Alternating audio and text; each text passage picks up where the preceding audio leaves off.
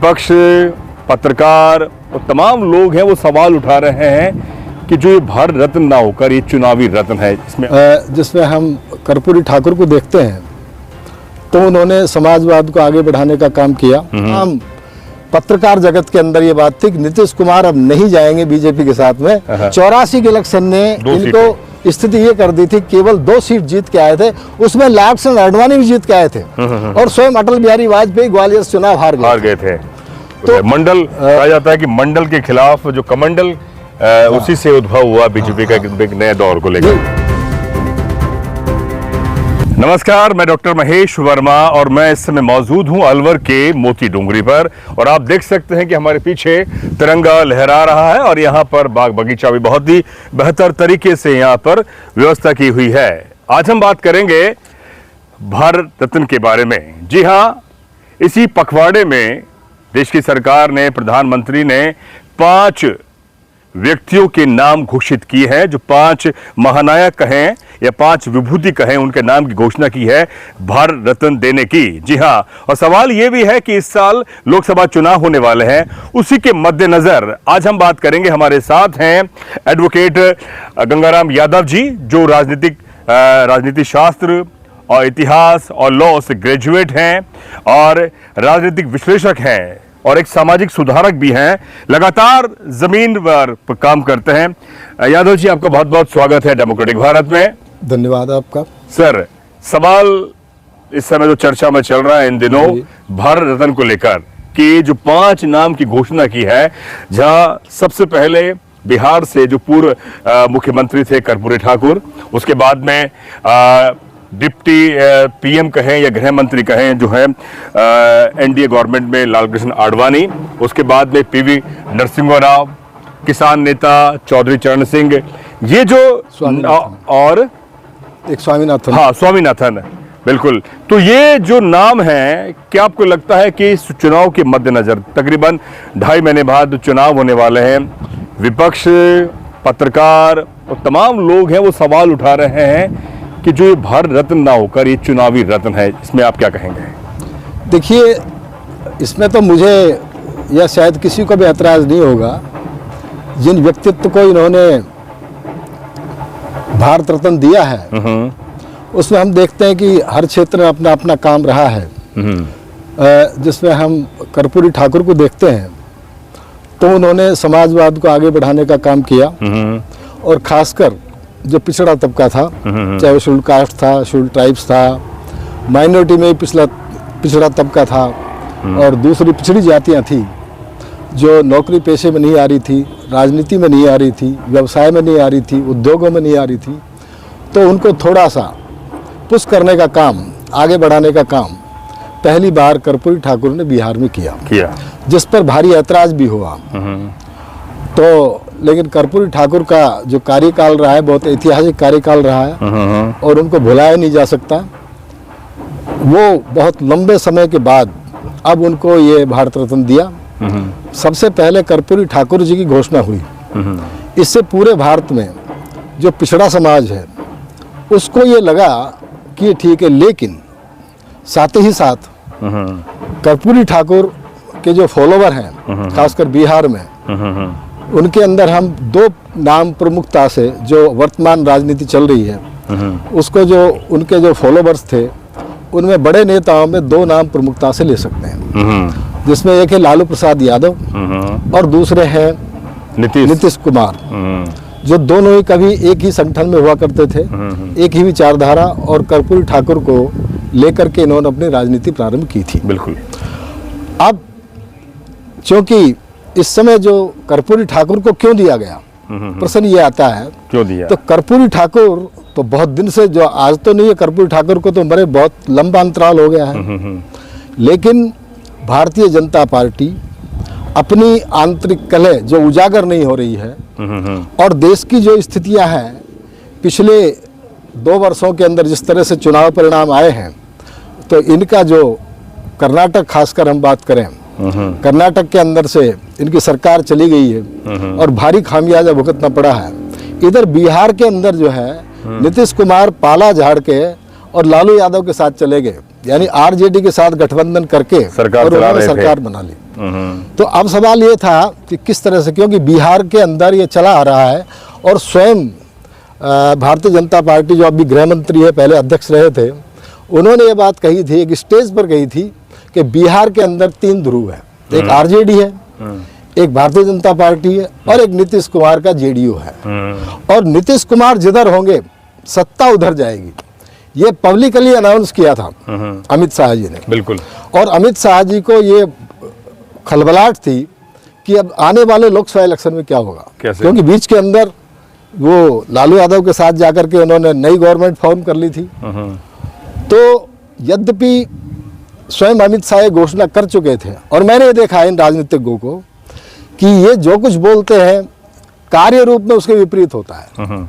अमित शाह जी ने स्टेज से घोषणा की, दूसरे जो इनके दल के जो वहाँ दूसरे मोदी जी हैं, जो डिप्टी सीएम भी रहे हैं, सुशील कुमार मोदी जी, उन्होंने घोषणा की अब कोई चांस नहीं है नीतीश कुमार का भारतीय जनता पार्टी के साथ में आने का। और इन्होंने कहा तमाम दरवाजे खिड़कियां बंद हो गई हैं।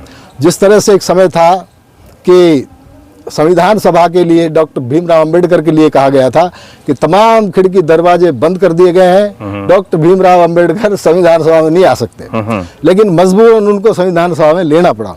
यही स्थिति हम यहाँ देखते हैं कि किस तरह से जो है नीतीश कुमार कैसे आए। अब नीतीश कुमार को एक बहाने की आवश्यकता थी और वो बहाना क्या हो वो जरूरी था। तो उसके बहाना तलाश करने के लिए अंदरूनी तौर पर इनकी बातचीत हुई होगी, जो भी है, क्योंकि लगातार ऐसे लोग जुड़े हुए थे जेडीयू की तरफ से भी, बीजेपी की तरफ से भी, जो चाहते थे कि बीजेपी और जेडीयू का गठबंधन करा दिया जाए। तो इनमें ले दे करके एक बहाना तलाश किया लोकसभा चुनाव के लोकसभा चुनाव के अंदर तो उनको फायदा मिलने वाला था। लेकिन नीतीश कुमार किस इश्यू पर भारतीय जनता पार्टी की तरफ आए, क्योंकि नीतीश कुमार स्वयं भी ये कह चुके थे कि हम जान चली जाए नहीं जाएंगे, हम वापस अब कभी बीजेपी के साथ नहीं जाएंगे। इससे पहले भी उन्होंने ऐसे वक्तव्य दिए हैं, बिल्कुल दिए हैं, कि हम इस बार ये कहा है कि हम मर जाएंगे, पहले कहा था हम मिट जाएंगे, बीजेपी के साथ नहीं जाएंगे, लेकिन उनको बीजेपी में लाना जरूरी था। बीजेपी की ये मजबूरी थी कि जब तक वो नहीं आते हैं तो बिहार एक बड़ा राज्य है। बिहार संख्या की दृष्टि से वो तीसरे चौथे नंबर पर आता है कि हम पहले उत्तर प्रदेश को देखते हैं, फिर महाराष्ट्र को देखते हैं, फिर हम देखते हैं पश्चिम बंगाल को, और उसके बाद हम देखते हैं तो बिहार में 40 सीटें हैं। और बिहार की राजनीति झारखंड को प्रभावित करती है, क्योंकि झारखंड भी बिहार का हिस्सा है। तो ऐसी स्थिति में क्या है, इन्होंने देखा कर्पूरी ठाकुर को जब भारत रत्न दिया तो नीतीश कुमार का जो 36 का आंकड़ा चल रहा था, ऐसा सोच रहे थे तमाम पत्रकार जगत के अंदर ये बात थी कि नीतीश कुमार अब नहीं जाएंगे बीजेपी के साथ में, लेकिन उन्होंने देश के प्रधानमंत्री नरेंद्र मोदी की प्रशंसा इस बात को लेकर की कि उन्होंने चलो देर आए दुरुस्त आए, और उन्होंने भारत रत्न देने का जो काम किया, हम प्रधानमंत्री जी के आभारी हैं, हम उनका शुक्रिया अदा करते हैं। तो उसी समय से लगने लगा था पत्रकार जगत में, तो पिछले 6 महीने से चल रहा था कि भाई ये जा सकते हैं। पत्रकारों में 2 ग्रुप थे, जो एनालिसिस होता था उसमें एक ग्रुप ऐसा था जो कहता था नहीं अब नहीं जाएंगे, अगर जाएंगे तो खत्म हो जाएंगे। एक वो था नहीं ये जाएंगे। और इनकी आंतरिक कलह ये थी कि जेडीयू ने पिछली बार बीजेपी से मिलकर के लोकसभा में 17 सीटों पर चुनाव लड़ाया था, और 17 सीटों में जो इलेक्शन लड़ाया था उस परिणाम के तौर पर आया था केवल 1 सीट लूज की थी जेडीयू ने, 17 में 16 सीट जीती थी। और तमाम बीजेपी और जो दूसरे संगठन थे, जो सहयोगी संगठन थे, उनकी सब सीटें जीत गए थे। केवल जेडी तो 17 में से 16 सीट आई थी। अब जो महागठबंधन में आ गए थे नीतीश कुमार जी, उन्हें स्पष्ट लग रहा था नीतीश कुमार और उनके दल को, जिसमें उनकी वकालत जो है वो केसी पंत, जो इनके जो दूत है वो केसी पंत है। जब भी इधर से उधर जाते हैं तो केसी पंत जो है वो दूत की भूमिका अदा करते हैं। तो केसी पंत जो है लगातार कांग्रेस के खिलाफ बयान देते रहे, और इसके अंदर मैं स्वयं जो है मानता हूँ कांग्रेस की कमी रही कि कांग्रेस को जो करना चाहिए था, मेरा मानना ऐसा, मेरा ही नहीं बहुत सारे पत्रकारों का मानना भी ये है कि उन्होंने ठीक समय पर वो रास्ता अख्तियार नहीं किया कि जिससे नीतीश कुमार रह पाते, क्योंकि नीतीश कुमार ने ही इंडिया गठबंधन का जन्म जो हुआ उसके अंदर नीतीश कुमार की अहम भूमिका थी। बिल्कुल, संयोजक की बात हो रही थी। ये बात संयोजक की हो रही थी। संयोजक को आपने जैसा कहा, संयोजक की बात हो रही थी, संयोजक का ऑफर भी दिया गया। बिल्कुल है। तो लेकिन इन्होंने बाद में उस ऑफर को ठुकरा दिया कि मैं संयोजक नहीं बनूंगा। पहले जब ये बात आई दिल्ली की मीटिंग के अंदर, तो एक सवाल आया कि ममता जी मीटिंग में मौजूद नहीं है, लिहाजा अभी फैसला नहीं हो सकता। लेकिन कांग्रेस की तरफ से यह था कि संयोजक नीतीश कुमार बने। लेकिन उन्होंने जब रिफ्यूजल दे दिया तो इससे एक और शक पैदा हुआ, भारतीय राजनीति में और शक पैदा हुआ कि नीतीश कुमार जो मना कर रहे हैं इसका मतलब ये उधर झुके हुए हैं, बिल्कुल है, बीजेपी की तरफ जा सकते हैं। तो इसी में तो उसका राजनीतिक लाभ के लिए दिया गया है। कर्पूरी ठाकुर पर किसी को ऐतराज नहीं हो सकता, खासकर पिछड़े समाज को ऐतराज नहीं हो सकता कि उनको सभी का एक मत से स्वीकार करते हैं, उनको दिया जाना चाहिए। उसके बाद बात यह आई कि लाल कृष्ण आडवाणी को भारत रत्न दिया गया। बड़ा नाम, क्योंकि बीजेपी के संस्थापक रहे हैं, सदस्य। हाँ, बीजेपी के वो संस्थापक सदस्य रहे हैं, बिल्कुल, और जनसंघ के टाइम से उनकी अहम भूमिका रही है। वो संघ के एक्टिव कार्यकर्ता रहे हैं और संघ के हर स्टेज पर वो जो है आगे मतलब जमीन से लगा करके और वो उप प्रधानमंत्री बनने तक का जो उनका सफर है। बीच के अंदर एक घटना ऐसी हुई कि वो पाकिस्तान गए मजार पे, और मजार पर जो जिन्ना की मजार पे गए, सेकुलर, तो उन्होंने जिन्ना को सेकुलर ठहराया, जो ये वास्तविकता भी थी, क्योंकि जिन्ना को पाकिस्तान बनने के बाद बड़ा मलाल हुआ था और जिन्ना को एक तरफा कर दिया था और वहाँ की राजनीति जिन्ना पे हावी हो गई थी। लेकिन भारतीय जनता पार्टी ने उनका पद छीन लिया था, उनको अध्यक्ष पद से हटा दिया था।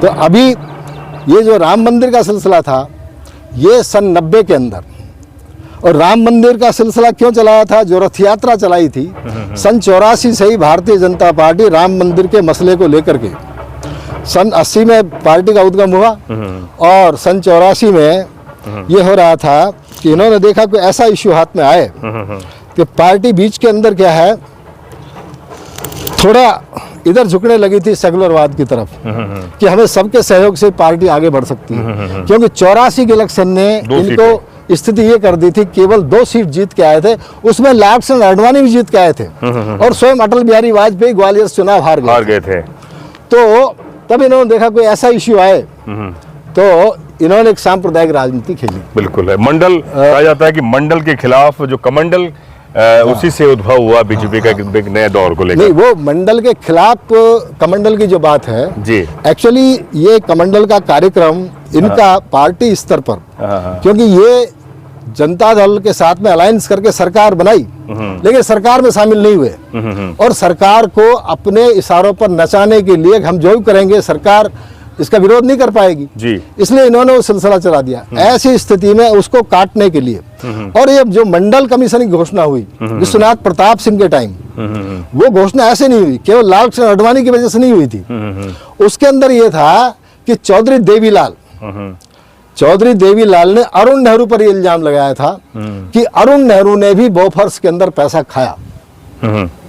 उस इल्जाम के ऊपर सरकार ने, वीपी सिंह ने और नवीन पटनायक के पिताजी उन दिनों हुआ करते थे उड़ीसा के वो बीजू पटनायक, तो बीजू पटनायक को उड़ीसा से बुलाया गया, वो सब मुख्यमंत्री थे और केवल देवीलाल जी से कहा गया कि आप अपने शब्दों को वापस ले लो। देवीलाल जी ने मना कर दिया कि मैं शब्द वापस नहीं लूंगा। तो एक मंत्री दूसरे मंत्री पे इल्जाम लगा रहा था, ऐसी स्थिति में सरकार कैसे चल सकती थी किसी एक मंत्री को।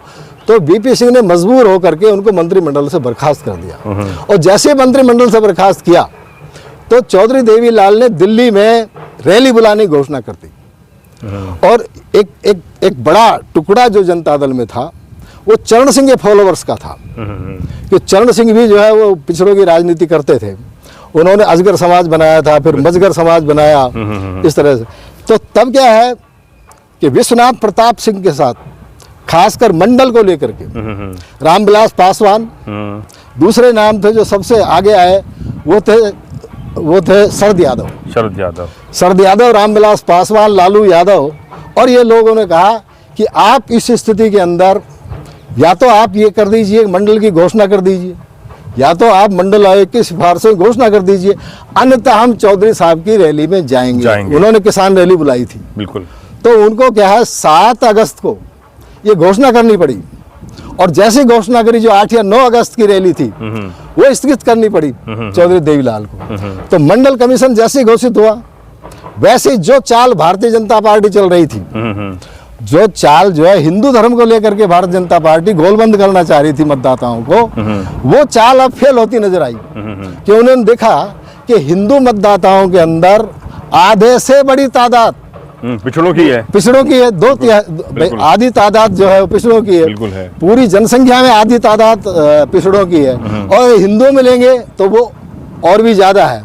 ऐसी स्थिति में क्या किया जाए, तो तत्काल जो है उन्होंने जैसे मंडल कमीशन ने घोषणा करी, सोमनाथ से लालकृष्ण आडवाणी ने अपनी यात्रा प्रारंभ कर। ये यात्रा लगातार चलती आई और ये जद्दोजहद के अंदर कि ये यात्रा स्थगित कर दें तो सरकार सलामत रह सकती है वीपी सिंह की, लेकिन इन्होंने यात्रा स्थगित नहीं करी। आप ये देखेंगे इसमें जो पेज था कि दो जो राजनीतिक थे, मुलायम सिंह यादव और लालू यादव, जिनके दोनों स्टेट के अंदर जो है उनकी स्थिति ये थी कि वो कांग्रेस से, अभी उनको मुस्लिम वोट पूरा नहीं मिला था, लेकिन वो कांग्रेस से मुस्लिम वोट को छीन लेना चाहते थे। अब जब वो लगातार बढ़ रहे थे तो मुलायम सिंह अपने दाव में थे कि लालकृष्ण आडवाणी की गिरफ्तारी उत्तर प्रदेश में हो और लालू यादव जो ये थे कि लालकृष्ण आडवाणी की गिरफ्तारी बिहार में हो, फायदा मिले। तो लालू यादव ने जो है एक मीटिंग बुलाई, बड़ी रैली बुलाई और उसमें उन्होंने निवेदन किया लालकृष्ण आडवाणी से कि आप अपनी यात्रा स्थगित कर दें। आप मंदिर की जो बात कर रहे हैं, राम मंदिर की बात कर रहे हैं, जो इंसान नहीं रहेगा तो फिर मंदिर की पूजा कौन करेगा, मंदिर का घंटा कौन बजाएगा। लेकिन लालकृष्ण आडवाणी रुके नहीं। एक थे डीपी यादव, उस समय डीपी यादव गाजियाबाद का नुमाइंदगी करते थे, वो गाजियाबाद के एमपी थे। तो डीपी यादव चूंकि मुलायम सिंह के साथ थे उस समय, उन्होंने सीधी घोषणा कर दी कि लालकृष्ण आडवाणी अगर अपनी यात्रा निकाल रहा है तो गाजियाबाद से होकर निकाले, तो गाजियाबाद से बाहर नहीं निकलने देंगे हमको। तो लालकृष्ण आडवाणी जी ने अपना रास्ता बदल लिया और ये जो है समस्तीपुर होकर के फिर उत्तर प्रदेश में एंट्री करना चाह रहे थे। तो उस समय वीपी सिंह ये समझ रहे थे, क्योंकि वीपी सिंह और मुलायम सिंह की नहीं बनती थी। जब गवर्नमेंट फॉर्म हुई थी मुलायम सिंह की, उस समय अजीत सिंह को वीपी सिंह ने सामने खड़ा कर दिया था।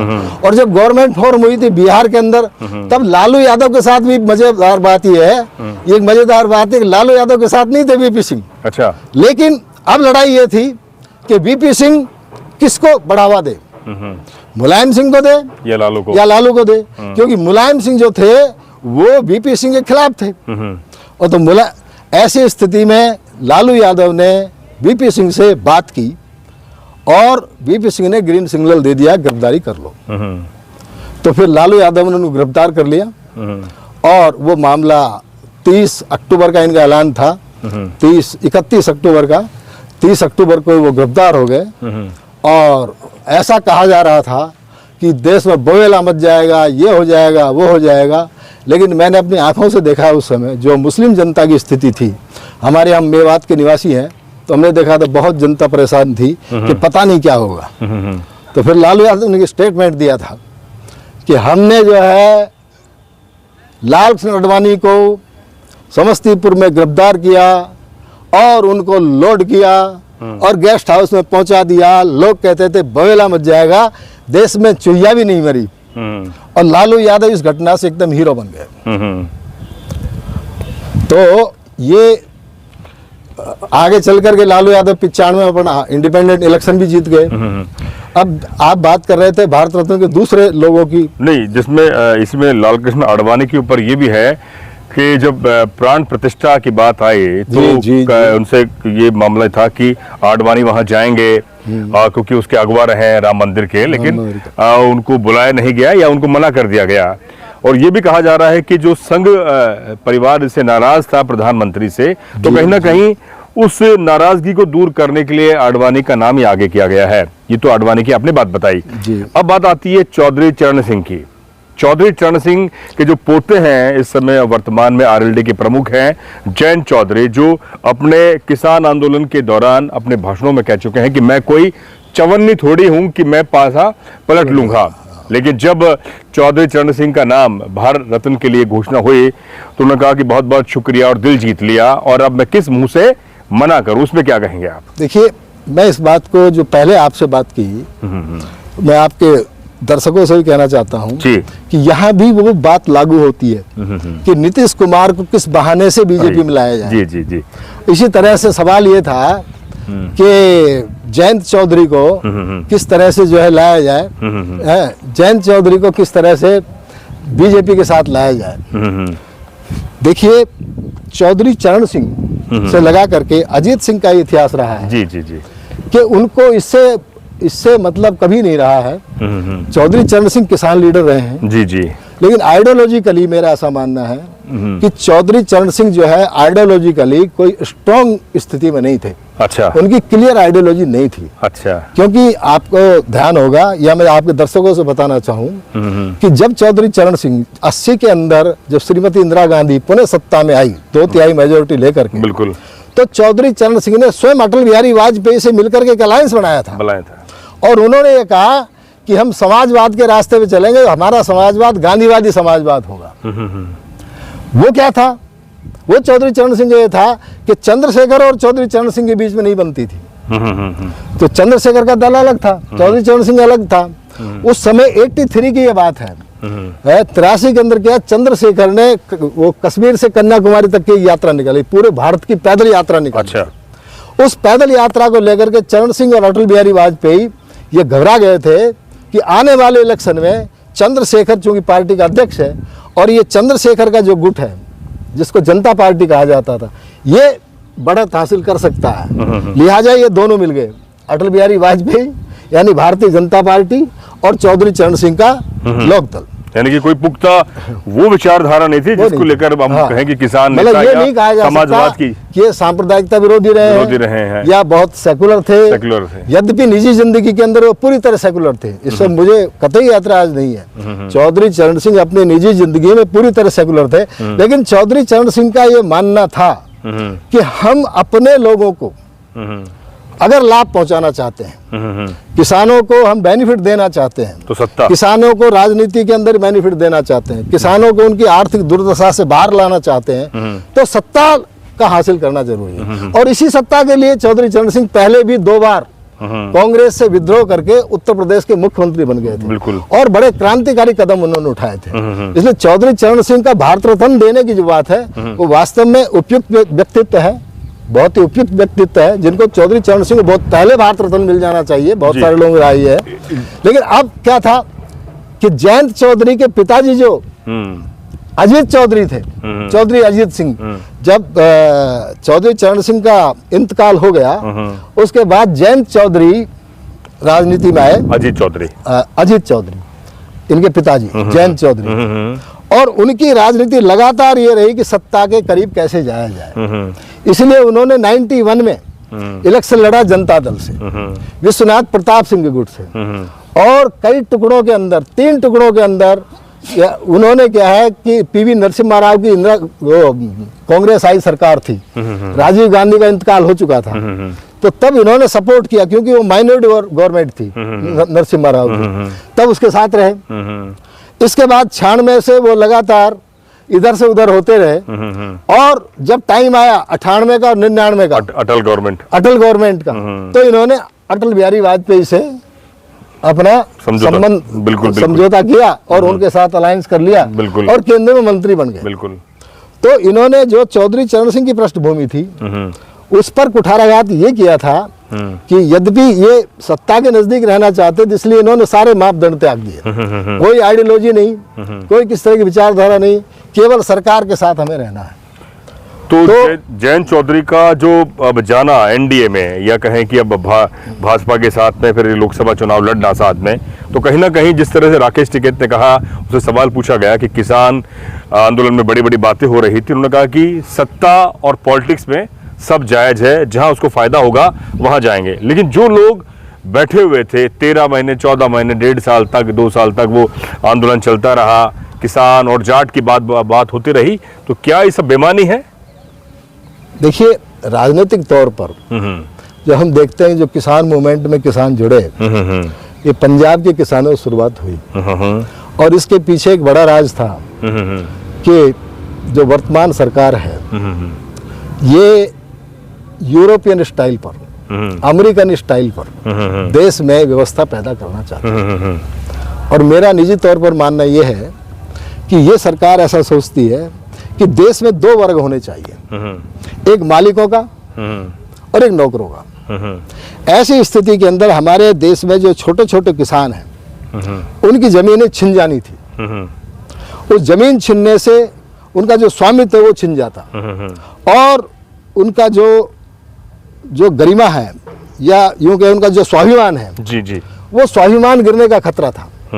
इसी को लेकर, क्योंकि किसान की एक आदत होती है, मैं महेश जी आपसे आग्रह करना चाहूँ, किसान की एक खास आदत होती है और वही आदत होती है कि उसको कर्जा मिल जाओ। जितना कर्जा मिले उठाने को तैयार रहता है। आपने देखिए बहुत सारे लोगों ने केसीसी जमा नहीं कराया, कर्जा मिल गया, लड़की की शादी कर दी, बढ़िया कर दी, और वापस पैसे नहीं दे रहे। तो किसान पंजाब में देखिए, ये कहा जाता है पंजाब का किसान सबसे ज्यादा संपन्न है, लेकिन सबसे ज्यादा यदि आत्महत्या के केस देखे गए तो वो पंजाब में देखे गए। उसका कारण है वो कर्ज भार से दब गए। तो ये देखा जो हमारी जमीनें चली जाएंगी, क्योंकि वो इस तरह का कानून आ रहा था कि आपको वैज्ञानिक खेती कराई जाएगी और आपसे सीड दिया जाएगा, आपसे खेती कराई जाएगी और आप कितना भी कर्जा ले सकते हो, लेकिन आपकी जमीन गिरवी रख दी जाएगी और उस जमीन का जो मसला होगा उसका फैसला एसडीएम करेगा, जुडिशरी नहीं करेगी। एक तो इस बात पे ऐतराज था। दूसरा, जो पुरानी मांग चली आ रही थी एमएसपी की गारंटी, क्योंकि सरकारें जब भी ये हरित क्रांति जब प्रारंभ हुई थी सन 66 से ही ये एमएसपी की बात देश के अंदर रही है। मिनिमम सपोर्ट प्राइस जो है, न्यूनतम मूल्य जो दिया जाता है, लेकिन उसकी सरकार के द्वारा गारंटी नहीं है कि अगर उसका माल नहीं खरीदा जाएगा तो वो सरकार पे कोई क्लेम कर सके, ये गारंटी नहीं है। तो उसी गारंटी के लिए तो किसान ये चाहते थे उसकी गारंटी मिले हमको। बिल्कुल है। दूसरा, ये कानून नहीं लाया जाए तो 1.5 साल तक उत्तर प्रदेश का इलेक्शन जब नजदीक आया तो स्वयं चुपचाप एक दिन सुबह सुबह हमारे प्रधानमंत्री जी की आदत जो थी वो रात को 8 बजे आया करते थे, लेकिन इस मसले को लेकर सुबह 8 बजे आ गए वो, और सुबह 8 बजे आकर कह दिया कि मेरी तपस्या में कोई कमी रहेगी। उन्होंने मेरी तपस्या की बात करी, उन्होंने सरकार की तपस्या की बात नहीं करी, उन्होंने अपने ऊपर लिया और लगातार वो मैं की बात करते हैं, वो हम की बात नहीं करते हैं। तो किसान जो कानून थे, कृषि कानून, वो वापस ले लिए गए, किसान धरने से उठ गए। अभी दोबारा किसान धरने पे आ रहे हैं। बिल्कुल। तो ये जो दोबारा किसान धरने पे आ रहे हैं, एक तो ये खतरा, दूसरा एक बड़ा खतरा ये था कि जयंत चौधरी, क्योंकि अलायंस उसके साथ हो चुका, महागठबंधन, और जयंत चौधरी के स्वभाव में है ये, उनके स्वभाव में सत्ता के करीब कैसे पहुंचा जाए। उन्हें जब उत्तर प्रदेश के अंदर माहौल पलट रहा था, क्योंकि जितने भी बाई इलेक्शन हुए उसमें भारतीय जनता पार्टी हारती जा रही थी, ऐसे में जयंत चौधरी को ये लग रहा था कि हम मिलजुल करके सरकार बना लेंगे और कांग्रेस को सपोर्ट कर देगी। तो इन्होंने जो अलायंस बनाया था, ओम प्रकाश राजभर, जयंत चौधरी और अपना दल के जो वो जो पटेल जो उनकी माँ जो है ना, वो उनकी वो जो है केंद्र के अंदर मंत्री, उनकी मदर का अलग गुट था, ये सब बना करके इनको उम्मीद थी कि हम सरकार बना लेंगे, लेकिन सरकार नहीं बन पाई और बल्कि ये 1/3 पे रह गए, इनकी संख्या 1/3 रह गई और बीजेपी 2/3 सीटें जीत गई। तो उसी समय एहसास हो गया, उसी समय जयंत चौधरी पर ये स्वयं अखिलेश यादव को, जिस पर ऐसा कहा जाता है वैसा कहा जाता, मुझे नहीं पता आंतरिक राजनीति क्या है, लेकिन अखिलेश यादव को यह संभावना लग रही थी कि जयंत का जो गुट है वहां से जो 9 एमएलए चुन करके आए हैं, ये भारतीय जनता पार्टी के साथ में अलायंस कर सकते हैं। इस खतरे को जयंत चौधरी, अखिलेश यादव ने भांपते हुए और तब इनको राज्यसभा के अंदर भेज दिया कि जिससे पार्टी के साथ बने रहें। और अभी भी आप देखिए एक तरफा घोषणा करी अखिलेश यादव ने कि हम 7 सीट दे देंगे, हम जो है जयंत गुट को 7 सीटें दे देंगे, क्योंकि 7 सीट उनके लिए बहुत ज्यादा थी, कभी भी उनको 4 से ज्यादा सीटें मिली नहीं। बिल्कुल, और इसमें 4 की बात हो रही लगभग, किसी भी अलायंस में उनको 4 से ज्यादा सीट नहीं मिली थी, उन्होंने कहा 7 सीटें दे देंगे। तो अमित शाह ने विधानसभा इलेक्शन में भी ये प्रयास किया था कि जयंत चौधरी गलत जगह जा रहे हैं, और अमित शाह का लगातार ये प्रयास था कि जयंत चौधरी हमारी तरफ आए। उसके लिए वही कर्पूरी ठाकुर वाली बात है कि एक बहाने की जरूरत थी। जिस तरह नीतीश कुमार आए, इसी तरह ने ये फार्मूला यहाँ भी लागू किया उत्तर प्रदेश में, और उसके तहत जो है उनको जाना तो था ही, बिल्कुल, अब औपचारिकता बकाया रही है, बाकी वो भारतीय जनता पार्टी के साथ अलायंस लगभग तय हो। पीवी नरसिम्हा राव, बीजेपी ने कहा कि कांग्रेस ने कभी उनका सम्मान नहीं किया। जब उनका देहांत हुआ, मृत्यु हुई, तो कांग्रेस कार्यालय में उनके शव को नहीं लाया गया जी। और कहा कि सबसे अगर बढ़िया प्रधानमंत्री हुआ है कांग्रेस में तो पीवी नरसिम्हा राव रहे, नेहरू नहीं रहे, इंदिरा नहीं रही, राजीव नहीं रहे। तो कहीं ना कहीं उन्होंने कहा कि जो परिवारवाद पर इन्होंने सीधा ठीकरा फोड़ा बीजेपी ने, और उसी के एवज में पीवी नरसिम्हा राव को दिया है। तो क्या इससे बीजेपी को किस तरह का फायदा होगा, खासतौर पे साउथ में? देखिए, जहाँ तक पीवी नरसिम्हा राव का सवाल है, एक तो ये था कि भारतीय जनता पार्टी और खासकर भारतीय जनता पार्टी के नेता माननीय नरेंद्र मोदी जी, तो आदरणीय नरेंद्र मोदी जी जो लगातार परिवारवाद पर अपना चोट करते आ रहे हैं, परिवारवाद का इल्जाम जो है वो नेहरू गांधी परिवार पर लगाते आ रहे हैं। तो आप ये देखिए, पीवी नरसिम्हा राव के टाइम जब वो अध्यक्ष थे, पीवी नरसिम्हा राव को लोग कांग्रेस में नापसंद करने लगे थे और एनडी तिवारी ने अपनी अलग कांग्रेस बना ली थी। बिल्कुल बनाई। नारायण दत्त तिवारी ने अलग कांग्रेस बना ली थी, उसके अंदर बड़ी संख्या में नारायण दत्त तिवारी के साथ लोग चले गए थे और कांग्रेस के दो धड़े हो गए थे। और एक धड़ा था जिस परिवार की बात की जाती है। मैं ऐसा मानता हूं कि इटली के अंदर सोनिया गांधी का जन्म हुआ, लेकिन सोनिया गांधी ने ऐसा कोई कार्य नहीं किया जो भारतीयता के विरुद्ध हो। सोनिया गांधी ने कभी भी 8 साल तक 90 से लगा करके 91 से लगा के 98 तक सोनिया गांधी प्रकाश में नहीं आई, लेकिन जब लगातार दबाव पड़ा तो सोनिया गांधी सामने आई। और जब नरसिम्हा राव की मृत्यु हुई, क्योंकि नरसिम्हा राव और सोनिया गांधी का 36 का आंकड़ा चल रहा था, तो कांग्रेस कार्यालय के अंदर उनका सबको नहीं लाया गया। इसलिए सोनिया गांधी को ये बताना था कि जिनको तुम राइवल समझते थे, हम उनको भारत रत्न देंगे। दूसरा, आप जो दक्षिण भारत की राजनीति की बात कर रहे हैं, देखिए दक्षिण भारत के अंदर अगर हम विंध्याचल के परली तरफ चले जाते हैं, विंध्याचल के दक्षिण में चले जाते हैं, तो लगातार जो भारतीय जनता पार्टी प्रयास कर रही है, लेकिन उसको सफलता नहीं मिल रही है। एक एक स्टेट की स्थिति अगर हम देख लेंगे, AIADMK जो है, इनके गठबंधन था, अभी वो भी बाहर हो गया। वहाँ कर्नाटक के अंदर इनकी स्थिति विधानसभा को लेकर खराब हो गई। तो अब इस समय भारतीय जनता पार्टी का किसी भी सूरत में जो सीटें हमें दक्षिण भारत में मिली थी, वो सीटें दोबारा अवेल की जा सके, दोबारा हम पा सकें, इसके लिए जहाँ भी इसको रास्ता दिखाई देता है, छोटा मोटा जो भी रास्ता दिखाई देता है, उसी के तहत जो नरसिम्हा राव को दिया है कि नरसिम्हा राव का भी अपना एक नाम था दक्षिण भारत में। एक लालू यादव ने कई बार बयान दिया पीवी नरसिम्हा राव के ऊपर, जब ये मंदिर आंदोलन चल रहा था, जब बाबरी मस्जिद को ढहाया गया, और तो उस समय की पीवी नरसिम्हा राव ऐसे कांग्रेसी थे जो अपनी पैंट के नीचे खाकी निक्कर पहना करते थे। जी। तो कहीं ना कहीं ये जो अंदर खाने जो बीजेपी को या संघ को जो फायदा पहुंचाने की जो बात थी, ये वो गोलबंदी या वो वजह तो नहीं थी। देखिए, निसंदेह जो है पीवी नरसिम्हा राव, मैं इसमें देखूंगा कि कांग्रेस हो चाहे भारतीय जनता पार्टी, जी, मेरा ऐसा मानना है कि दोनों ही पार्टियों ने ब्राह्मणवाद को प्रमुखता दी। उसी के तहत आप देखेंगे कि नरसिम्हा राव 92 के अंदर जब मस्जिद का मसला था और भारतीय जनता पार्टी कार सेवा की घोषणा कर चुकी थी और 5 दिसंबर को वहां पर भाषण हुआ, तो उससे पहले सदन में वीपी सिंह ने एक बात उठाई थी कि वीपी सिंह ने 1990 में जब रथ यात्रा चल रही थी तो उस पूरे एरिया को केंद्र सरकार के द्वारा अधिग्रहित कर लिया गया था। इसी तरह वीपी सिंह ने सदन में यह कहा कि मैं सरकार से एक सवाल करता हूं कि कल्याण सिंह चूंकि इस आंदोलन के अंदर शामिल है, और कल्याण सिंह यदि मस्जिद टूटने से 5 मिनट पहले या मस्जिद पर आघात होने के 5 मिनट पूर्व यदि कल्याण सिंह इस्तीफा दे दे तो उस समय केंद्र सरकार क्या करेगी? लिहाजा केंद्र सरकार को उस जमीन को अधिग्रहित कर लेना चाहिए। लेकिन सरकार ने जवाब ये दिया था कि नहीं, वो एक कॉन्स्टिट्यूशनल गवर्नमेंट है, एक संवैधानिक सरकार है, और कोई भी संवैधानिक सरकार ऐसा गैर जिम्मेदाराना कार्य नहीं करेगी। वो उन्होंने हमें आश्वस्त किया है, उत्तर प्रदेश की कल्याण सिंह गवर्नमेंट ने आश्वस्त किया है कि मस्जिद को धराशायी नहीं होने दिया जाएगा या मस्जिद पर कोई क्षति नहीं पहुंचने दी जाएगी। कार सेवक अपनी कार सेवा करेंगे लेकिन उसको क्षति नहीं पहुंचेगी। तो इससे ये साफ पता चलता है। और जब मस्जिद टूट रही थी पूजा में बैठ गए और जब मस्जिद ध्वस्त हो गई तो पूजा से उठे।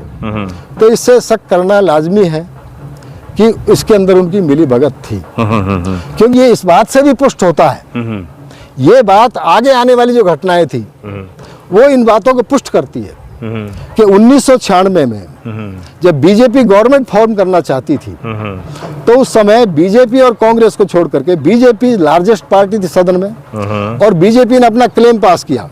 उस समय एक पंडित जी महाराज थे शंकर दयाल शर्मा जी और एक पंडित जी महाराज थे अटल बिहारी वाजपेयी जी और तीसरे पंडित जी महाराज थे नरसिम्हा राव जी। नरसिम्हा राव जी कांग्रेस के अध्यक्ष थे, अटल बिहारी जी नेता थे भारतीय जनता पार्टी के।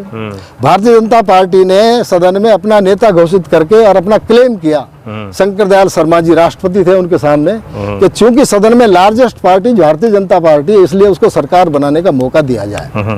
कांग्रेस को छोड़ करके तमाम दलों की राय राष्ट्रपति को मिल चुकी थी कि हम किसी भी सूरत में भारतीय जनता पार्टी का समर्थन नहीं करेंगे। लेकिन कांग्रेस एक दूसरे नंबर का दल था। कांग्रेस ने एक मीटिंग की और मीटिंग में फैसला दिया कि नरसिम्हा राव जी को अधिकृत किया गया, वो पार्टी के अध्यक्ष थे, उन्हें अधिकृत किया गया कि आप जाकर के चिट्ठी जो है राष्ट्रपति जी को दें कि हम भारतीय जनता पार्टी का समर्थन नहीं करेंगे। और नरसिम्हा राव जी चिट्ठी लेकर के और वो घर चले गए और वो राष्ट्रपति जी के पास में नहीं गए। इसी बीच यानी 1:30 बजे की बात है, 3 बजे जो है राष्ट्रपति जी ने उनको इनवाइट कर लिया। किनको? बीजेपी को इनवाइट कर लिया। अटल बिहारी वाजपेयी जी 13 दिन के लिए सरकार बनाने में कामयाब हो गए। और वही वो बीज था जिससे भारतीय जनता पार्टी लगातार प्रोग्रेस करती रही, आगे बढ़ती रही। तो इसलिए हम ये बात तो आगे आने वाली घटनाओं से पुष्ट हुई तो नरसिम्हा राव जो है भारतीय जनता पार्टी से मिले हुए थे। यादव जी, मेरा इसी पे एक सवाल है, जिस तरह से कांग्रेस के अब राहुल गांधी लगातार यात्रा निकाल रहे हैं सिक्किम से, मिजोरम से यात्रा जो इस समय नॉर्थ इंडिया में आएगी, सवाल यह है कि कांग्रेस जो काम करना चाहती थी या जो काम करना चाहिए था, जिन लोगों को भारत रत्न या राज्यसभा में भेजना चाहिए था, जो लोग का बड़ा वोट बैंक था उनको तो आपने समझा नहीं। अब मान लीजिए सचिन तेंदुलकर को आपने भारत रत्न दिया और वो आदमी निजी विज्ञापन करता है, बड़े बड़े प्रोडक्ट के विज्ञापन करता है और भारत रत्न की जो गरिमा होती है वो समझी नहीं। वही कांग्रेस ने, और वही कांग्रेस के लिए आज से सचिन तेंदुलकर का कोई बयान आपने नहीं सुना होगा। और ऐसी राज्यसभा सदस्य आपने राजस्थान से भेजे, आपने तमाम प्रमोद तिवारी जैसे, राजीव शुक्ला, तमाम उन लोगों को जिनका एक वोट भी कांग्रेस को नहीं मिला। तो कहीं ना कहीं बीजेपी की राजनीति और कांग्रेस की राजनीति में यह अंतर है कि बीजेपी जो करती है वो डंके की चोट पर, और उसे लगता है कि मुझे जिस वर्ग का वोट लेना है उस वर्ग के किसी भी नुमाइंदे को मुझे राज्यसभा या भारत रत्न देना है। तो कहीं ना कहीं ये जो विरोधाभास है, ये जो ये अंतर है दोनों पार्टियों में, बीजेपी कहां पर और कांग्रेस कहां पर, ये बताइए आप। देखिए, कांग्रेस का मिला जुला मामला था। कांग्रेस जो है, कोई व्यक्तित्व यदि ऐसा होता था जो किसी क्षेत्र में अपना बहुत बड़ा वर्क किया है, उसकी पहचान करते थे, लेकिन कांग्रेस भी पार्टी पॉलिटिक्स से अछूती नहीं थी। सचिन तेंदुलकर को जो भारत रत्न दिया गया था उसके पीछे मामला तो वोट का ही था। क्योंकि सचिन तेंदुलकर बहुत बड़े खिलाड़ी थे, वो वर्ल्ड स्तर के बहुत बड़े खिलाड़ी थे और नौजवान जो है वो सचिन तेंदुलकर को बहुत ज्यादा पसंद करते थे। तो कांग्रेस को ऐसा लगा, इस पर बड़ा ऐतराज हुआ था कि किसी खिलाड़ी को अगर हम भारत रत्न देने लगेंगे तो फिर तो एक के बाद दूसरा खिलाड़ी आता है। बिल्कुल आता है। कोई भी खिलाड़ी 1 साल रहता है, 2 साल टॉप पे रहता है, उसके बाद दूसरा खिलाड़ी टॉप पे आ जाता है, उसके बाद तीसरा खिलाड़ी टॉप पे आ जाता है।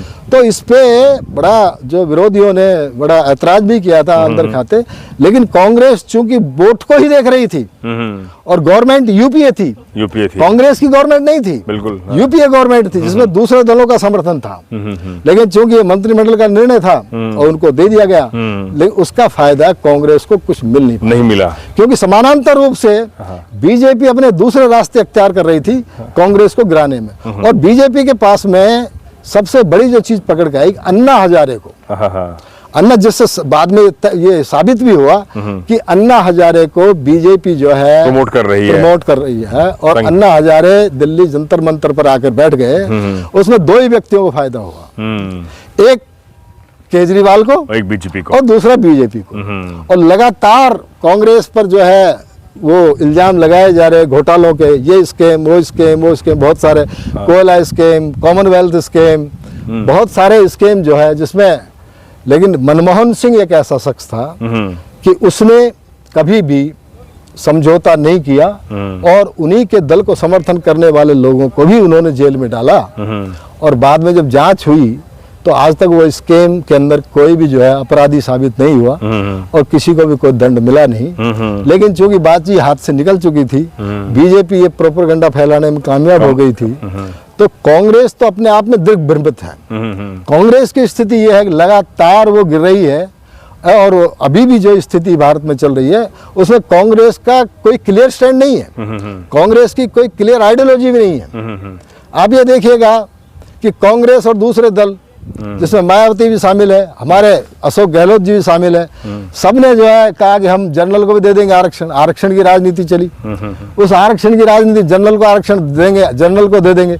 भारतीय जनता पार्टी ने केवल 2 दिन के अंदर और 4 घंटे में बिल पास करा के 2 दिन में तो मोहर लगी राष्ट्रपति की और जनरल को आरक्षण दे दिया, क्योंकि सभी लोग वक्तव्य दे चुके थे, लिहाजा भी मना कैसे कर सकते थे कि जनरल को आरक्षण गलत दे दिया है। और उसका लाभ जो है सीधा सीधा बीजेपी, जबकि बीजेपी उस समय बीजेपी घिरी हुई थी। क्योंकि आप ये देखेंगे कि बीजेपी काल में जो हम इनका काल देखते हैं 14 से और 19 तक का, उसमें 11 इलेक्शन जो होते हैं संसद के, 11 में से 10 जगह बीजेपी हारती। अगर हम अब आज अलवर में खड़े हैं मोती डूंगरी के ऊपर, यही का हम उदाहरण लें तो सन 18 के जनवरी माह के अंदर इलेक्शन हुआ, उसके अंदर कांग्रेस 1,96,000 वोटों जीतती है और 15 महीने के बाद फिर इलेक्शन होता है तो कांग्रेस 3,30,000 से हार जाती है। इसका मतलब सीधा हो गया, इसका मतलब क्या हुआ कि आप 5.25 लाख वोट पीछे चले गए। तो ये कांग्रेस क्या कोई क्लियर स्टैंड नहीं है। अभी क्या है आप देखेंगे कि वो बात करता है पिछड़ों की, बात करता है शेड्यूल कास्ट की, बात करता है शेड्यूल ट्राइब्स की, इनका नेता, इसका नेता यात्रा निकाल रहे हैं और कांग्रेस हाथ पे हाथ धर के बैठी हुई है। इसलिए कांग्रेस के जो सहयोगी दल थे वो लगातार हम देख रहे हैं कि संभावना थी तो महागठबंधन से नीतीश कुमार चले गए। आम आदमी पार्टी के पंजाब से अरविंद केजरीवाल ने कहा है कि लोकसभा चुनाव हम अकेले दम पर लड़ेंगे। अब मेरा एक सवाल इसी पर है, स्वामीनाथन के ऊपर बात जो कृषि जो खाद्य सुरक्षा को लेकर, मैं स्वामीनाथन की बात करूं तो उस पर तो किसी भी व्यक्ति को कोई ऐतराज नहीं हो सकता, लेकिन मुझे जो ऐतराज है वो ये है, स्वामीनाथन के भारत रत्न देने पर किसी व्यक्ति को ऐतराज नहीं है, लेकिन आप एक तरफ भारत रत्न दे रहे हैं, जैसे आपने चौधरी चरण सिंह को भारत रत्न दिया, आप स्वामीनाथन को भारत रत्न दे रहे हैं। दोनों का काम खेती पर था, दोनों अर्थशास्त्री के तौर पर अपनी बात रखते थे। स्वामीनाथन का बड़ा काम था वैज्ञानिक दृष्टि से, वैज्ञानिक खेती कराने की बात हुई थी। और भारत जो है वो इतना तेजी से आगे बढ़ा खाद्यान्न के मामले में कि वो स्वयं आत्मनिर्भर हो गया, न सिर्फ आत्मनिर्भर हो गया बल्कि विदेशों के अंदर अपना निर्यात करने लगा खाद्यान्न का। लेकिन वो ये कहता था कि किसान को, जब तक किसान को खेती मुनाफे की नहीं होगी तब तक हम खाद्यान्न उत्पादन अधिक नहीं बढ़ा सकते। जब तक हम किसान को उसका वाजिब मूल्य नहीं देंगे तो उसके ऊपर गवर्नमेंट कोई काम नहीं कर रही है। वही जो कृषि कानून है, जैसे वो कृषि कानून है। आप देखिए कि यही मैं कह रहा था कि गवर्नमेंट कहती कुछ है, करती कुछ है। उसी के आदमी को भारत रत्न दे दिया है, स्वामीनाथन को भारत रत्न दे दिया। अब उसको प्रोपेगेंडा किया जाएगा, फैलाया जाएगा कि हमने देखो कृषि वैज्ञानिक को भारत रत्न दिया है। लेकिन उनके उनके जो उनका सिद्धांत था, जिस रास्ते पर उन्होंने देश को ले जाया, वो बहुत लंबे समय तक जनमानस में आज जो है, क्योंकि सारी बातें हिंदुस्तान के अंदर राजनीति ज्यादा जानी जाती है, स्वामीनाथन का कोई नाम लेने वाला अब पता जब चला है स्वामीनाथन का नई जनरेशन को, जब उनको भारत रत्न दिया गया, वरना स्वामीनाथन का नाम भूल गए थे। आखिर में एक सवाल, राजेंद्र पाल गौतम ने कल 4 नामों की बात भी कही, जिसमें मान्यवर काशीराम जी, मायावती, बहन मायावती, बाबू जगजीवन राम और राम मनोहर लोहिया। और दिलीप मंडल भी कहते हैं कि बीपी मंडल, जोगिंदर नाथ मंडल और वीपी सिंह, ये तमाम जो लोग हैं इनको भी नाम की घोषणा होना चाहिए। मेरा सवाल ये है कि क्या ये जो नामों की घोषणा है कि वाकई सम्मान की बात है, तो मैंने शुरुआत में कहा कि एक खाली चुनावी रत्न है। देखिए जो इस समय जो भारत रत्न जो फेहरिस्त जो लंबी खींच रहे हैं लोग, अब जो भारत रत्न दिया जा रहा है इसमें तो साफ है कि इसका राजनीतिक लाभ उठाने के लिए किया जा रहा है। इसका सीधा सीधा राजनीतिक उद्देश्य है। इसका किसी को सम्मान देना, क्योंकि जो सम्मान जब दिया जाना चाहिए था, चौधरी चरण सिंह का 87 में निधन हुआ था। अब आप लगा लीजिए 13 साल वो और मतलब 40 साल पहले उनका कितने 30 नहीं हाँ 40 कितने 35 साल हो गए, 35-36 साल उनको गुजरे हो गए। आज चौधरी चरण सिंह की याद आई है। नरसिम्हा राव को लंबा समय होगा गुजरे हुए, चौधरी उनकी नरसिम्हा राव की आज याद आई। कर्पूरी ठाकुर तो उससे पहले गुजर गए थे, आज कर्पूरी ठाकुर की याद आ रही है। तो ये तो बिल्कुल क्लियर है। और जो आपने अभी बात कही राजेंद्र गौतम की तरफ से कि उन्होंने बहुत सारी पर्सनालिटी, जब भी आपने बहन मायावती, काशीराम साहब, और वो दिया जा सकता है, वो उनको भी दिया जा सकता, क्योंकि इन्होंने वो सीमा लांघ दी है। ऐसा लोगों का ऐसा कहना, संवैधानिक प्रावधान ये है कि आप 1 वर्ष में 3 से अधिक नहीं दे सकते, लेकिन संविधान सरकार के हाथ में है, उसको कैसे तोड़ा मोड़ा जा सकता है। क्योंकि अभी जब 4 नहीं 5 को दिया है ना, नहीं अब तो 5 दे दिए, 5 पहले 4 भी दिए थे। तो वो इनके लिए कोई मायने नहीं रखता, संविधान कोई मायने नहीं रखता। पूरी तरह से ये चुनावी रत्न है, ये चुनावी रत्न है। तो एक आखिरी में इसमें कि ये जब हम सवाल जब रिसर्च कर रहे थे तो ये कहा कि ये सिर्फ बीजेपी ने ही इसको चुनाव ही सगुफा नहीं समझा, उससे पहले कांग्रेस भी अगर किसी को भारत रत्न दे रही थी तो वो उसको उसके दिमाग में था कि हमें इसका क्या लाभ लेना है। देखो कोई भी राजनीतिक दल जिसको सत्ता में आना है, तो राजनीतिक दल जो है वो सत्ता के लिए दल बनाया जाए, बिल्कुल है, इसमें कोई संदेह की बात नहीं। बात यह है कि किसका दाव ठीक बैठता है। जीतना चाहता है, 2 पहलवान लड़ते हैं, जीतना चाहता है, किसका दाव बैठ जाए, दूसरा पहलवान उस दाव से परिचित है या नहीं है, तो वो चित हो जाएगा। तो यही स्थिति क्या कांग्रेस के साथ थी कि कांग्रेस ने अंदाजा लगाया, जैसे सचिन तेंदुलकर का और बहुत सारे उदाहरण हैं जिनमें कांग्रेस ने भारत रत्न दिया है, लेकिन उनका थोड़ा सा स्टाइल ऐसा था जिसकी आलोचना दुनिया के अंदर एक साथ इतने भारत रत्न कभी नहीं दिए गए जितने अब दिए गए हैं। तो लिहाजा बीजेपी जो कार्य कर रही है एक पॉलिटिकल पार्टी के नाते वो तो करेगी, स्वाभाविक बात है, चुनाव उनके पास बिल्कुल है। उनकी स्थिति अपनी ये है कि वो कोई कोना खाली नहीं छोड़ना चाहते हैं। 400 बार की से पीएम बात करते हैं, जो ओपिनियन और परसेप्शन बनाया जा रहा है, तो कहीं ना कहीं जब मैं पढ़ रहा था, पत्रकार कह रहे हैं कि जो गठबंधन है, जैसे आरएलडी गठबंधन किया, तो बीजेपी कोई सा भी कोना और कोई सी भी छोटी पार्टी को भी नहीं छोड़ना चाहती, जिससे कि उसके अगर ऐसा लाभ जैसे 1 सीट भी मिल रही है तो बीजेपी पूरी तरह से राजनीति कर रही है और ढंग से कर रही है और 24 घंटे कर रही है। और कांग्रेस और दूसरी जो विपक्षी पार्टियां हैं, मुझे लग रहा है कि वो पार्ट टाइम काम कर रहे हैं और उसी का नुकसान भी हो रहा है। देखिए आपने ये 2 सवाल उठाए, तो केजरीवाल की बात आपने जी तो केजरीवाल ने पंजाब में अकेले लड़ने की बात कही है, लेकिन उन्होंने केवल पंजाब के लिए कहा है, पंजाब के लिए कहा है, उन्होंने दिल्ली के लिए नहीं कहा है। तो केजरीवाल जो पंजाब के लिए कह रहे हैं, तो वो प्रगट सिंह ने भी पहले कहा है कि 1 नंबर 2 नंबर की पार्टी 4 नंबर की पार्टी के सामने क्यों आएगी। लिहाजा वो उनकी स्ट्रेटेजी का हिस्सा है, वहां उनको गठबंधन नहीं करना चाहिए चुनाव की दृष्टि से। अगर वो गठबंधन करते हैं तो भारतीय जनता पार्टी को वो और स्ट्रॉन्ग करते हैं, और बिना गठबंधन के लड़ते हैं तो अकाली दल भी उम्मीद करेगा, हो सकता है अकाली दल गठबंधन में ना आए, लेकिन जैसे गठबंधन करेंगे कांग्रेस से, वैसे अकाली दल भारतीय जनता पार्टी के गठबंधन में जाएगा। लिहाजा ये स्ट्रेटेजी का हिस्सा है, उसमें उनको कोई नुकसान नहीं, इसलिए उन्होंने पंजाब घोषणा की है। दीदी जो घोषणा कर रही है पश्चिम बंगाल में, उसकी भी स्ट्रेटेजी का हिस्सा है, उनका भी स्ट्रेटेजी का ये हिस्सा है, क्योंकि पश्चिम बंगाल में स्थिति ये है, दीदी और सीपीएम सीपीआई, और जब सीपीएम सीपीआई को सीटें कम मिलती है तो सीपीएम सीपीआई का जो वोटर है वो दीदी को चुनाव हराना चाहता है, लिहाजा वो वोट बीजेपी के पास जा सकता है। इसलिए वहां ये कोशिश चल रही है कि वो भ्रमित रहे, ये भ्रम बना रहे, और चुनाव के ठीक नजदीक पहले जब आचार संहिता लग जाए उस समय कोई फैसला लिया जाए। तो क्या आपको लगता है कि क्या इंडिया गठबंधन में जितना टूट होनी थी, नीतीश चले गए, आरएलडी चले गई, या और भी लग रहा है कि और भी टूटेंगे, और अमित शाह जिस तरह से पैनी नजर गड़ाए बैठे हैं कि हम तो 400 पार जा रहे हैं लेकिन इनकी हालत खस्ता कर देंगे, कुछ ऐसा लग रहा है? नहीं, देखिए अब इंडिया गठबंधन नाम की कोई चीज रह नहीं गई है। अच्छा। इंडिया गठबंधन में जो प्रमुख दल थे उनमें एक सीएम स्टीफन है, वो बड़ी ताकत है, और जो तमिलनाडु की राजनीति है उसमें साफ है, वहाँ AIDMK और DMK, बिल्कुल DMK एक तरफ होगा, AIMDK दूसरी तरफ होगा। लेकिन भारतीय जनता पार्टी के लिए मुश्किल ये रही कि AIDMK भी जो है मना कर दिया, उनका साथ छोड़ गया। तो इसलिए सीएम स्टीफन इसमें बने रहेंगे, उनको बाहर जाने की जरूरत नहीं है।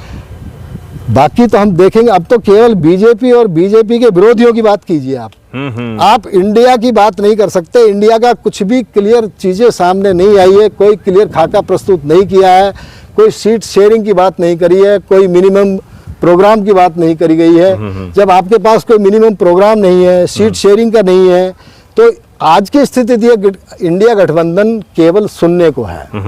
इंडिया गठबंधन क्योंकि सब अपना अपना राग अलाप रहे हैं, और चूंकि ममता दीदी का एक ख्याल था कि इंडिया, पहले भी उनका एक ख्याल था कि कांग्रेस से अलायंस ना करके एक थर्ड फ्रंट बनाया जाए और उसमें सीएम स्टीफन भी आ जाए या साउथ के एक दो दल और आ जाए। वो नहीं हो सका कामयाब, इससे पहले इंडिया गठबंधन की घोषणा हो गई और जो उसके अगुवा थे वही बीजेपी के साथ चले गए। लिहाजा इंडिया गठबंधन की फिलहाल कोई हम नहीं देख रहे हैं उम्मीद कि इंडिया गठबंधन नाम क्या लग रहा है आपको इस लोकसभा चुनाव के अंदर जिस तरह से बीजेपी अपनी पूरी ताकत दिखा रही है, संक्षिप्त में क्या दोबारा तीसरी बार मोदी सरकार बनने जा रही है या अभी भी कुछ संघर्ष रहेगा? देखिए अब ये तो आज की वर्तमान स्थिति पर बात करें। आज की वर्तमान स्थिति अगर आज चुनाव होता है, हाँ, तो चूंकि भारतीय जनता पार्टी के पास में बहुत सारे प्लस पॉइंट है, लिहाजा उसको जीतने में तो हमें कोई शक करना नहीं चाहिए कि 272 को क्रॉस करेंगे अकेली बीजेपी, इसमें तो हमें कोई डाउट होना नहीं चाहिए। लेकिन जहां 400 पार की बात कर रहे हैं और 370 बीजेपी की बात कर रहे हैं, तो हमें तो बीजेपी लड़ती 4 सीटों पे, क्या 400 सीट लड़के वो 370 पे जीत जाएगी? बीजेपी कहाँ से वो अपना सीट बढ़ाएगी? राजस्थान में सीट बढ़ाएगी क्या? मध्य प्रदेश में सीट बढ़ाएगी क्या? आप जो है वहाँ गुजरात में सीट बढ़ाएंगे या आप उत्तराखंड में सीट बढ़ाएंगे, हिमाचल में सीट बढ़ाएंगे या आप बिहार में सीट बढ़ाएंगे, उत्तर प्रदेश में सीट? उत्तर प्रदेश की एक संभावना है कि उत्तर प्रदेश में यदि इंडिया गठबंधन नहीं हुआ, जो अभी विवाद का विषय चला हुआ है, क्योंकि एक टुकड़ा तो जा चुका है या चला जाएगा, फॉर्मल घोषणा नहीं हुई है, तो उसकी घोषणा मुझे लग रहा है कल हो जाएगी, क्योंकि कल शायद अजीत सिंह जी का जन्मदिन है और वो जन्मदिन पे घोषणा कर देंगे उस अलायंस में जाने की। और अभी तक इनका कोई सीट शेयरिंग की बात नहीं हुई है। फर्रुखाबाद की सीट को लेकर के ये जो थे ये सलमान खुर्शीद, इनका वो क्षेत्र हुआ करता था, और फर्रुखाबाद में उन्होंने अपना कैंडिडेट घोषित कर दिया। तो अभी कुछ कह नहीं सकते, दोनों दल कह रहे हैं हमारा गठबंधन है, लेकिन वो क्या रूप धारण करेगा?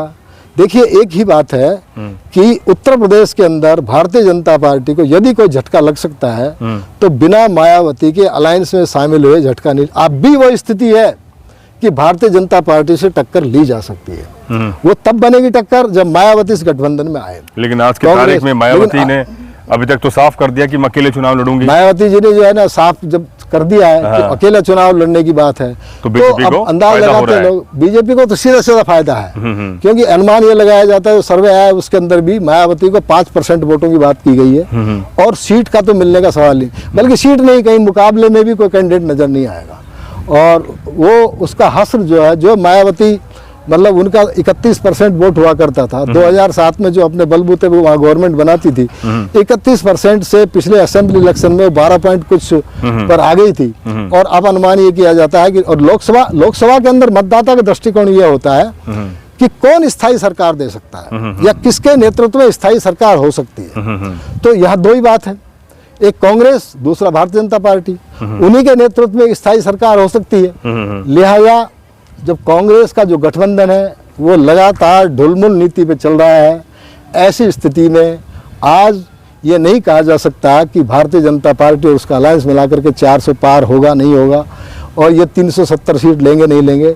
मुझे इस तरह की उम्मीद नहीं है, लेकिन मुझे आज की परिस्थितियों में ये लग रहा है कि भारतीय जनता पार्टी आसानी से गवर्नमेंट बना पाएगी। बहुत बहुत शुक्रिया। हमारे साथ थे एडवोकेट गंगाराम यादव जी, जिन्होंने भारत रत्न के परिप्रेक्ष्य को देखते हुए पूरे भारत की राजनीति और इतिहास को अपने नज़रों से बताया कि आज की जो स्थिति, अगर अब चुनाव होता है तो बीजेपी सरकार बना रही है, और जो भारत रत्न देने की जो घोषणा हुई है वो सीधे तौर पर राजनीति है। उससे पहले भी इस तरह के सगुफे और इस तरह के जो नजरिया पेश किए गए थे, और कहीं ना कहीं बीजेपी से सत्ता में है तो वो क्यों ना अपनी सत्ता का मजा चखे। ये सवाल लाजमी है कि आज का जो वर्तमान का जो हमारा जो नागरिक है, वोटर है, वो इन भारत रत्न के मुद्दे को लेकर कितना समझदार है, कितना वो नागरिकता अपनी पहचान कर रहा है कि वोट में इस तरह के सम्मान को किस तरह से वोट में तब्दील कर पाएगा या नहीं कर पाएगा। लेकिन आज की स्थिति बहुत ज़्यादा कांग्रेस के लिए बेहतर नहीं है। कांग्रेस में जो इंडिया गठबंधन में टूटन हो रही है, तो कहीं ना कहीं फायदा बीजेपी को हो रहा है। यानी कि जो 5 भारत रत्न देने की घोषणा हुई है, सीधे तौर पर बीजेपी ने इसमें बढ़त हासिल कर ली। बहुत बहुत शुक्रिया यादव जी, फिर आपसे बात करेंगे राजनीतिक के मुद्दों पर, राजनीति, समाज, तमाम मुद्दों पर आपसे बात होती रहेगी। बहुत बहुत शुक्रिया। आपने मुझे इनवाइट किया, इसके लिए आपको बहुत बहुत शुक्रिया। धन्यवाद सर। तो साथियों, दीजिए इजाजत, और हम चाहेंगे कि इस मुद्दे पर आपकी क्या राय है, क्या कमेंट्स है, आप जरूर लिखकर भेजिए। बहुत बहुत शुक्रिया, धन्यवाद। वीडियो अच्छा लगा तो चैनल को सब्सक्राइब, वीडियो को शेयर और ज्वाइन बटन दबाकर आर्थिक मदद कीजिए।